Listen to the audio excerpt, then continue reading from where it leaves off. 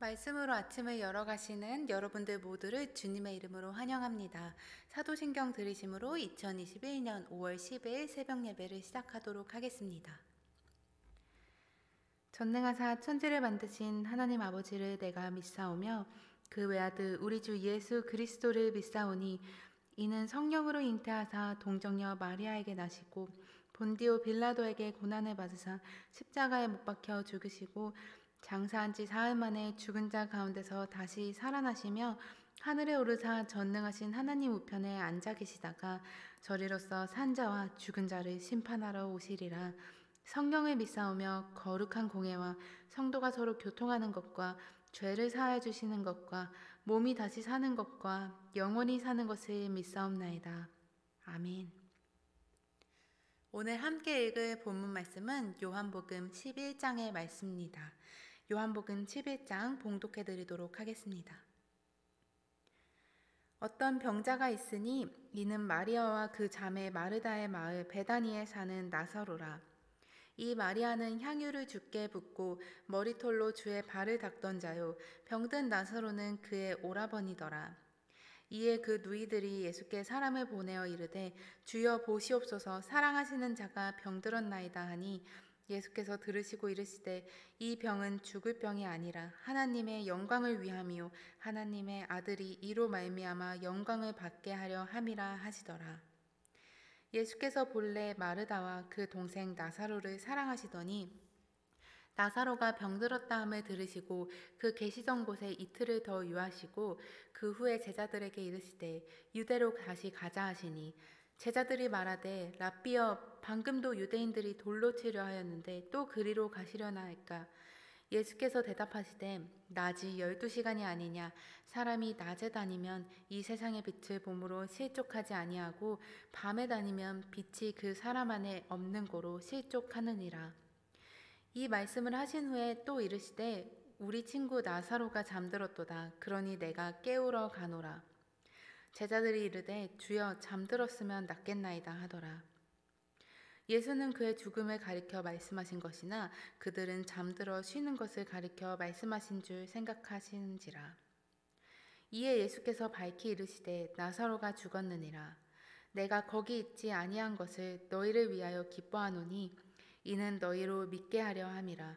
그러나 그에게로 가자 하시니 디두모라고 하는 도마가 다른 제자들에게 말하되 우리도 주와 함께 죽으러 가자 하니라. 예수께서 와서 보시니 나사로가 무덤에 있은지 이미 나흘이라. 베다니는 예루살렘에서 가깝기가 한 오리쯤 되매 많은 유대인이 마르다와 마리아에게 그 오라비의 일로 위문하러 왔더니 마르다는 예수께서 오신다는 말을 듣고 곧 나가 맞이하되 마리아는 집에 앉았더라. 마르다가 예수께 여짜오되 주께서 여기 계셨더라면 내 오라버니가 죽지 아니하였겠나이다. 그러나 나는 이제라도 주께서 무엇이든지 하나님께 구하시는 것을 하나님이 주실 줄을 아나이다. 예수께서 이르시되 내 오라비가 다시 살아나리라. 마르다가 이르되 마지막 날 부활 때에는 다시 살아날 줄을 내가 아나이다. 예수께서 이르시되 나는 부활이요 생명이니 나를 믿는 자는 죽어도 살겠고 무릇 살아서 나는 믿는 자는 영원히 죽지 아니하리니 이것을 내가 믿느냐. 이르되 주여 그러하외다. 주는 그리스도시요 세상에 오시는 하나님의 아들이신 줄 내가 믿나이다.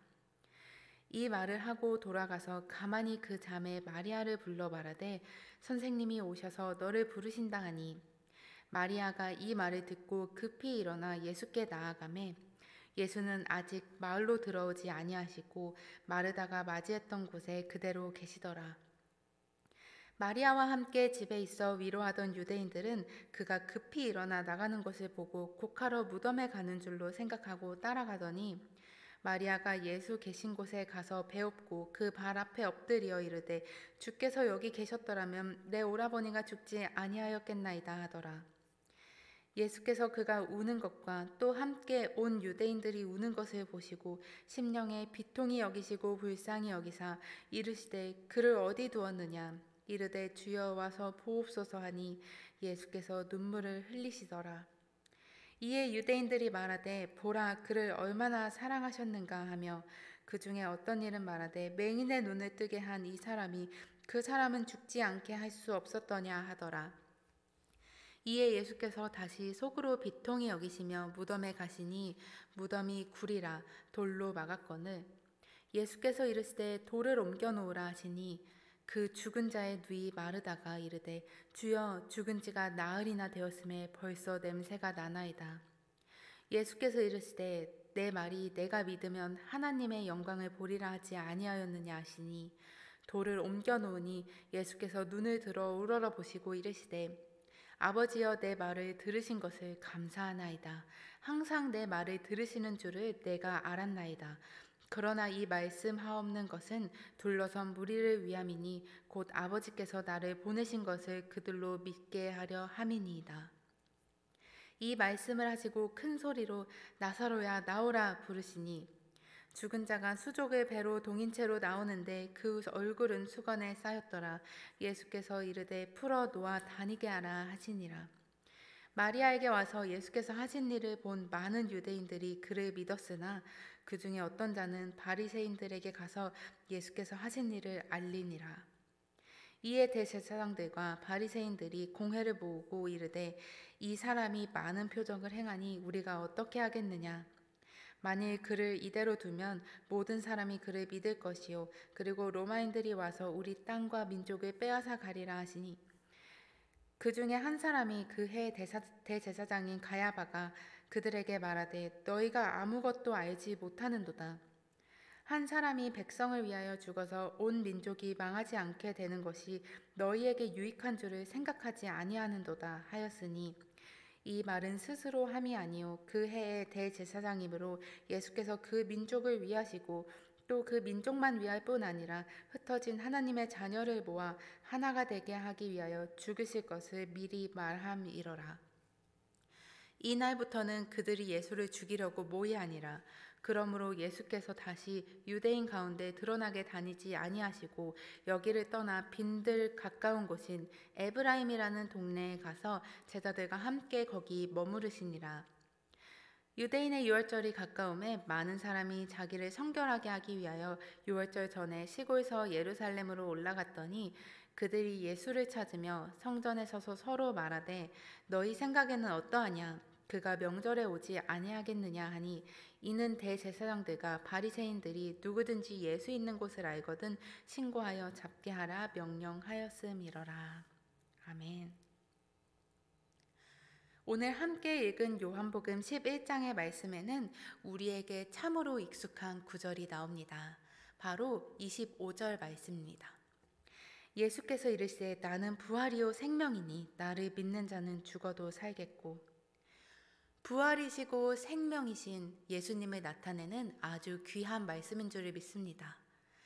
예수님께 죽음을 이기시는 권능이 있다는 것을 일깨워주는 말씀입니다. 이 말씀을 직접 하신 말씀으로 죽은 나사로를 살리시는 예수님의 이야기가 오늘 요한복음 11장에 등장하는 것을 알 수 있습니다. 저는 이 죽은 나사로를 살리신 예수님에 관한 말씀을 읽고 묵상하면서 여러분들과 함께 하나님께 영광이 되는 삶이란 무엇인지에 대해 나누고자 하는 마음이 생겼습니다. 제3자의 시선으로 나사로의 이야기를 바라보았을 때에는 이미 결과를 알고 있어서인지 몰라도 그렇게까지 슬프거나 절망적으로 느껴지지는 않는 것이 사실입니다. 그러나 말씀 속으로 직접 들어가 말씀에 등장하는 나사로의 남매들의 마르다, 마리아의 시선에서 체험되는 나사로의 죽음은 정말 그 자체였을 것입니다. 너무나도 큰 고통의 시간이었을 것이고 예수님의 행동이 이해되지 않는 것도 어쩌면 당연한 결과인지 모릅니다.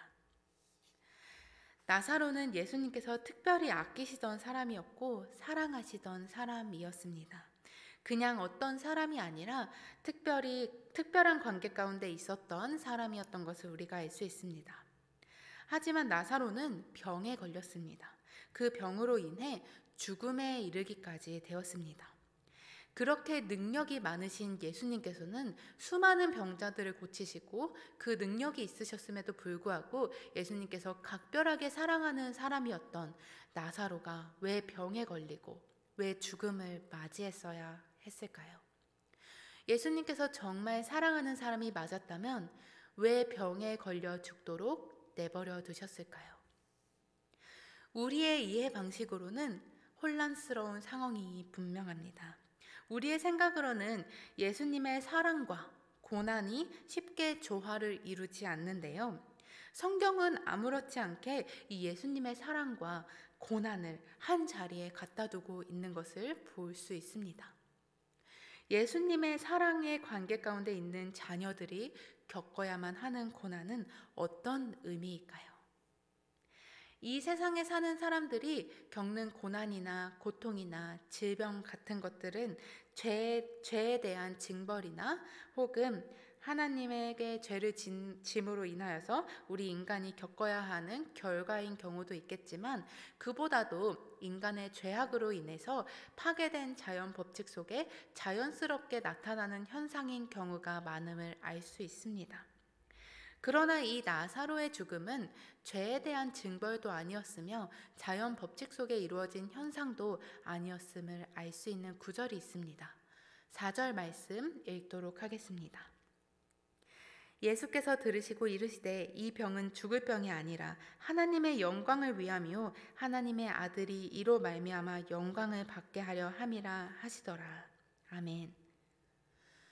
나사로의 병과 죽음은 하나님의 영광을 위함이었다는 것을 알 수 있습니다. 우리가 겪는 고난 중에 하나님의 영광이 되기 위해서 주어지는 고난들도 있다는 것을 우리가 알 수 있습니다.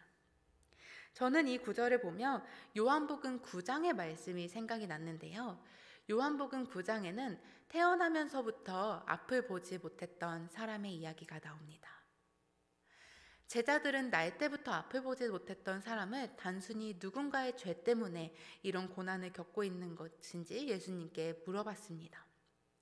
예수님께서는 제자들에게 그 누구의 죄 때문에 그렇게 된 것도 아니라 다만 그를 통해서 하나님께서 하시고자 하시는 일이 있었기 때문이라는 것을 말씀해 주셨습니다.